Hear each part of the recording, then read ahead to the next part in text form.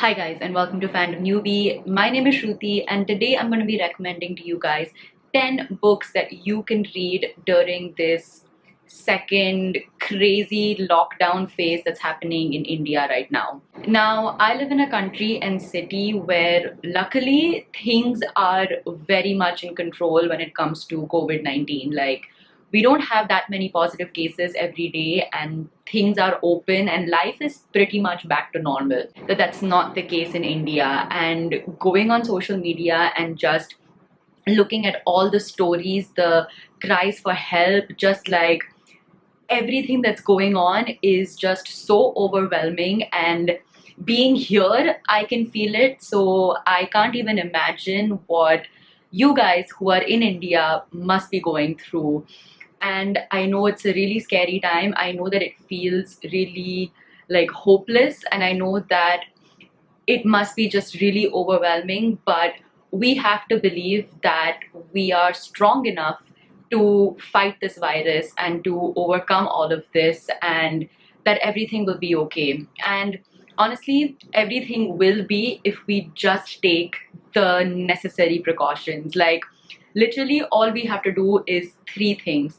The first is that get the vaccine. Like, whenever the vaccine is available to you, just go and get vaccinated. I know that there's also been a lot of misinformation that's spread about the vaccine. People are scared, but you have to trust your healthcare professionals and you have to trust doctors. And if they say that getting the vaccine is the best line of defense against the virus, then please, when the vaccine is made available to you, just go and get yourself vaccinated.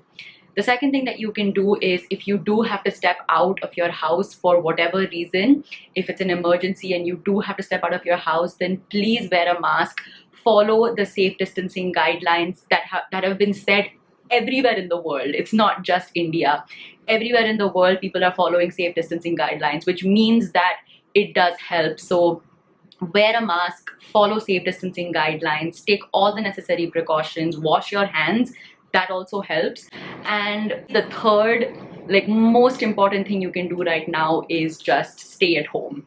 If you are privileged enough to be in a position where you don't have to go out for whatever reason, then just stay at home. That is the best thing that you can do now to bring down the numbers and to kind of manage this second wave that's happening in India right now. It's been really tough just sitting at home, not going out, meeting friends and family, and people might be feeling that all over again. And mental health has probably just gone for a toss right now, but really, I know all of that, but really the best thing that you can do is staying at home. And one of the things that really helped me in the previous lockdown, when the whole world went through it, one of the things that helped me get through it and really helped with my mental health and my anxiety was reading books. Like, I started reading a whole lot more than I used to during last year's lockdown, which is when I actually revived this channel, because I was reading so much more. It was really helping me and my mental health. And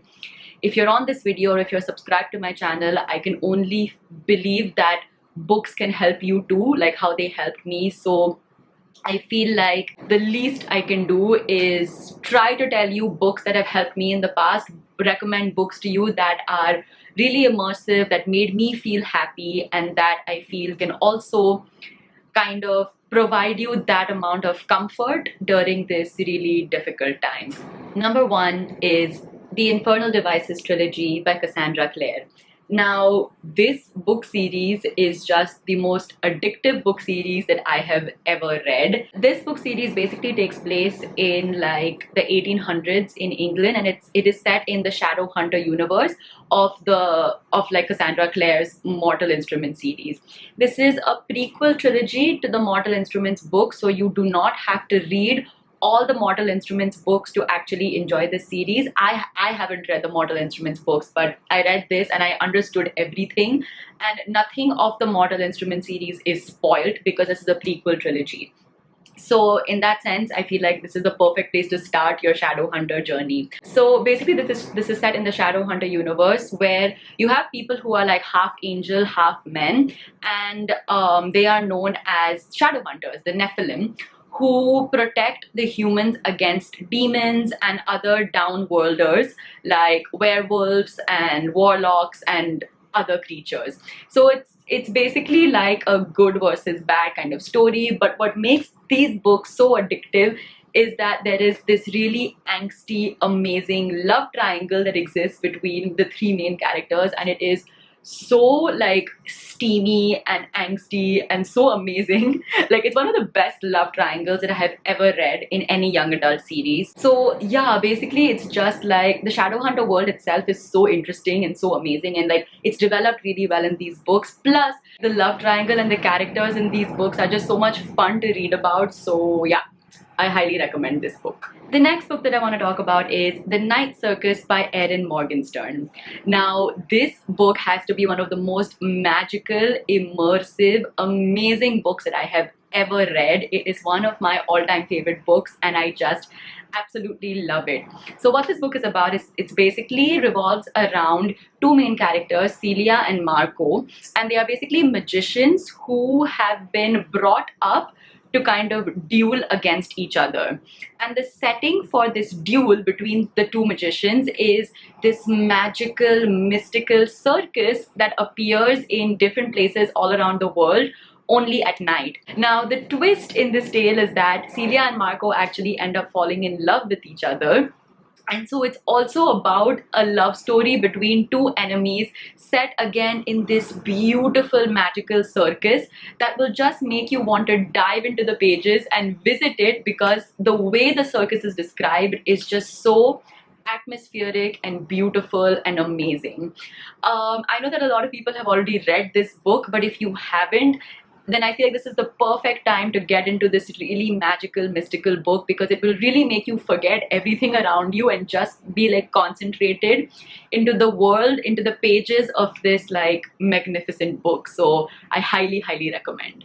The next book that I want to recommend is The Disreputable History of Frankie Landau Banks by E. Lockhart. The story mainly follows our main character, Frankie Landau Banks, who actually goes to a really preppy private school. Over one summer, Frankie suddenly like gets a growth spurt and she like develops into a young woman, and she returns school becoming like this total hottie. Like everyone, you know, has a crush on Frankie. She gets a lot of attention from boys, and she's really enjoying this newfound attention that she has on that she gets for herself, until she realizes that her like hotness isn't enough to kind of become a part of her boyfriend's secret male society. But Frankie is kind of like used to getting her way, and so she starts kind of pulling these pranks and doing things to infiltrate into this secret society which is there in her school. And this book is just like hilarious. It is a coming of age story of Frankie, and it's filled with all these ingenious pranks and just like so much fun, but it also has like an underlying message of feminism and just like, you know, Frankie discovering who she is and discovering things about herself. And it's just such a fantastic book that like I feel that any young girl especially reading this will absolutely love it. So yeah, again, highly recommend this book. The next book is An Abundance of Catherines by John Green. Now, this book I feel is one of the most underrated John Green books ever, and I feel like not a lot of people talk about it. And I also feel like not a lot of people like this book, but I genuinely loved it. So this book follows our main character named Colin Singleton, and he basically has only dated girls by the name of Catherine. And after being dumped by the 19th girl named Catherine, he basically starts developing this algorithm that can help predict the outcome of relationships, that is, whether they will be successful or not. And in also trying to cheer him up while he's creating this algorithm, he and his best friend Hassan go kind of like on a road trip to help Colin get over his breakup.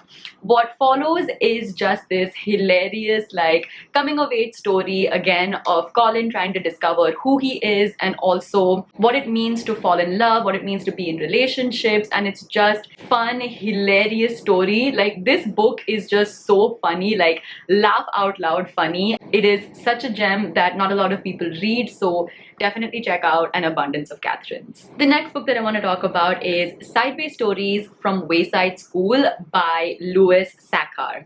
Now, this is a children's book, and it honestly was one of my favorite children's books of all time. Like, I was obsessed with this book. And there are kind of 3 books in this series, like the Wayside School series. I'll link all of them down below. But basically, all 3 books follow the lives of this one class which is on the 13th floor of Wayside School. Now, in the US, how it usually happens is that schools are built horizontally. So that they are built over like a few blocks in like this way. But the builder of Wayside School makes a mistake and he builds the school vertically. So basically everything in the school is a little bit messed up. It's a little bit weird, including like all the students and the teacher of the class on the 13th floor. And like I said, the book series basically follows the lives of these students who are in that class on the 13th floor, and it is just quirky and weird and funny and so imaginative. And again, just like really well written stories about these students. So like if you're within the age range of 8 to 12 years, I feel like you will really enjoy this book. And honestly, even if you're an adult and you want to read something simple and light and quirky and weird, then definitely check out this book series, because it was one of my favorite series growing up as a child, and I think you'll really enjoy it. The next book that I want to talk about is Station 11 by Emily St. John Mandel. Now, this book might be a little bit triggering because it is a post-apocalyptic book where, like, I think it was a disease or something that killed a whole bunch of people. So might not be the best book to read during the pandemic if you're really triggered by that.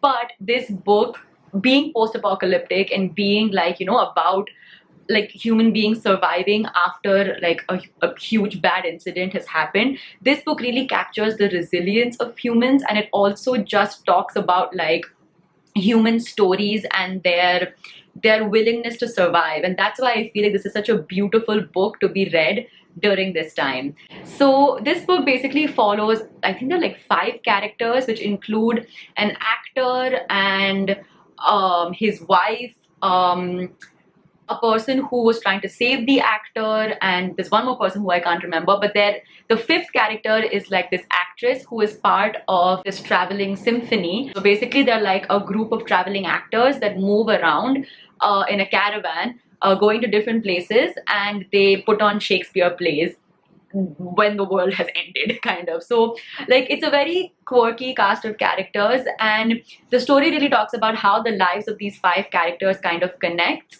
And like I said, it's set in this post-apocalyptic world, and really like the true message of the story is about resilience, and it's about human beings. So yeah, I feel like it's just a really beautiful story that should be read maybe during this time if it's not too triggering, and I feel like you guys will really enjoy it. The next book that I want to talk about is Haunted by Neil De Silva.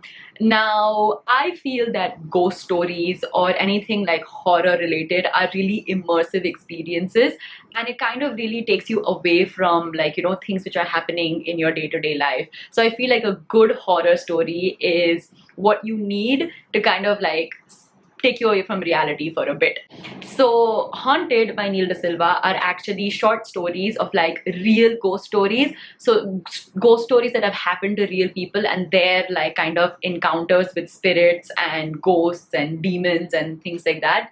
So it was just a really well written book. The stories are like short and digestible and super creepy. And just the fact that they are like real stories makes it even more creepy. So I feel like Haunted by Neil De Silva is a good place to start even for beginners if you want to check out a nice horror book. The next book is Neither Here Nor There by Bill Bryson. Now, it's been almost over a year since we could travel. I know that people in India have been traveling. A lot of people have been going to Maldives, Dubai and things like that. But like, I guess for most people, we haven't traveled in over a year, and I know that a lot of people want to travel. So I thought that this book is actually like the perfect book to kind of scratch that travel itch that many people have, because this book is basically a travelogue of the author Bill Bryson as he travels all over Europe. And again, this book is absolutely hilarious. Like, the anecdotes that Bill Bryson shares in this book are so funny and so quirky and weird and just amazing. This book is well written enough to like transport you into the life of this like backpacker who is backpacking across Europe and going on all these adventures. And it's just, yeah, it's just a really fun book to read, so definitely check that one out as well.